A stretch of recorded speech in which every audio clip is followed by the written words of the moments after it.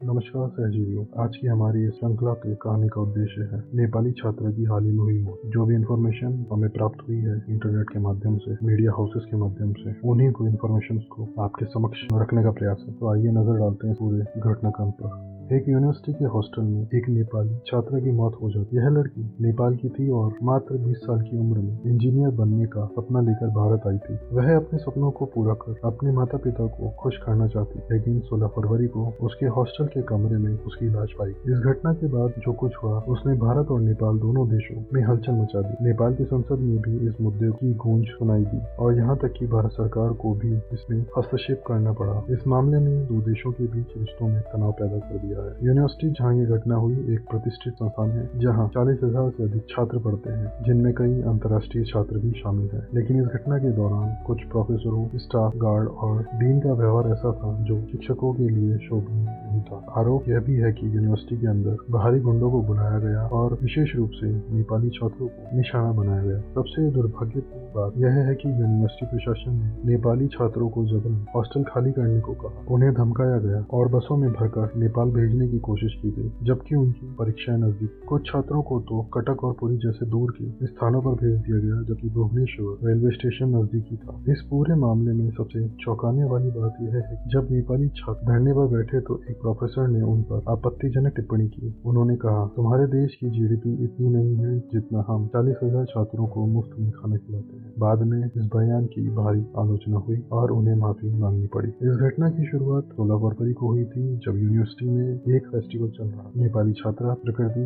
जो BTech computer science की तृतीय वर्ष की छात्रा थी, ने दोपहर 2:51 पर अपने माता पिता को फोन किया और बताया कि वह फेस्टिवल में जा रही है और बाद में बात करेगी। यह उसकी आखिरी बातचीत थी। शाम को उसके माता पिता को यूनिवर्सिटी से फोन आया कि उनकी बेटी ने आत्महत्या कर ली है। यह सुनते ही वे बदहवास हो गए। लेकिन इसके बाद सोशल मीडिया पर एक ऑडियो वायरल हुआ जिसमें एक लड़का आदित्य श्रीवास्तव प्रकृति से बेहद अभद्र भाषा में बात कर रहा था। यह पता चला कि प्रकृति ने कई बार यूनिवर्सिटी प्रशासन से आदित्य के खिलाफ शिकायत की थी, लेकिन कोई कार्रवाई नहीं की गई। आरोप यह भी है कि प्रकृति को आदित्य ने फेस्टिवल के दौरान बुरी तरह पीटा और मोलेस्ट किया, जिससे उसकी मौत हो गई। फिर उसकी लाश को हॉस्टल में ले जाकर आत्महत्या का रूप दिया गया। जब नेपाली छात्रों ने और अन्य छात्रों ने इस घटना का विरोध किया तो उन्हें धमकाया गया, पीटा गया और जबरन हॉस्टल खाली करने को कहा गया। इस घटना के कारण नेपाल सरकार ने भारत सरकार से जवाब मांगा और नई दिल्ली में नेपाली दूतावास के अधिकारियों को मामले की जांच के लिए भेजा गया। लेकिन जब वे वहां पहुंचे तो यूनिवर्सिटी प्रशासन ने केवल वही बातें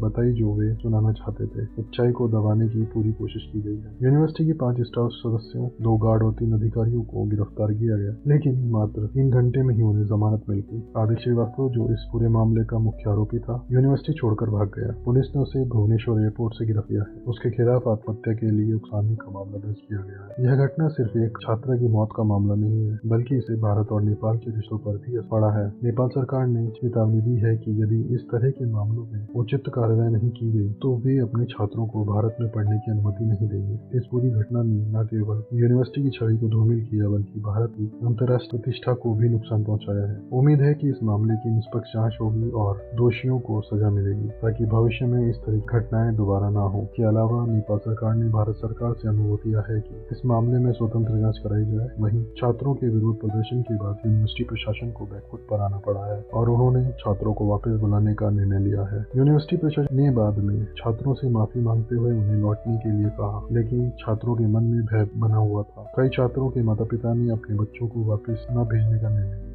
इस घटना के बाद यूनिवर्सिटी की साख को गहरा धक्का लगा है और यह मामला सिर्फ एक छात्र की मौत तक सीमित नहीं है, बल्कि यहाँ दर्शाता है कि कैसे शिक्षण संस्थानों में सत्ता और शक्ति का दुरुपयोग किया जाता है। अब यह देखना महत्वपूर्ण होगा कि भारत सरकार और उड़ीसा पुलिस इस मामले में क्या कदम उठाते हैं और क्या सच सामने लाया जाता है। प्रकृति की मौत के पीछे की असल सच्चाई जानना हर किसी के लिए जरूरी है, ताकि भविष्य में इस तरह की घटनाओं को रोका जा सके और छात्रों को एक सुरक्षित माहौल मिल सके। इस घटना के बाद भारत और नेपाल के संबंधों में तनाव आ सकता है, क्योंकि नेपाल सरकार ने स्पष्ट किया है कि वह अपने छात्रों की सुरक्षा को लेकर गंभीर है। यदि भारत इस मामले को सही तरीके से नहीं संभालता तो यह द्विपक्षीय संबंधों को भी प्रभावित करता। आशा है कि न्याय प्रणाली इस मामले को गंभीरता से लेगी और दोषियों को उचित दंड मिलेगा, जिससे भविष्य में इस तरह की घटनाओं की पुनरावृत्ति न हो। तो यह था पूरा घटनाक्रम। अगर आपको यह इन्फॉर्मेशन पसंद आई हो तो सब्सक्राइब करें, शेयर करें और अगली कहानी में फिर से मुलाकात होगी।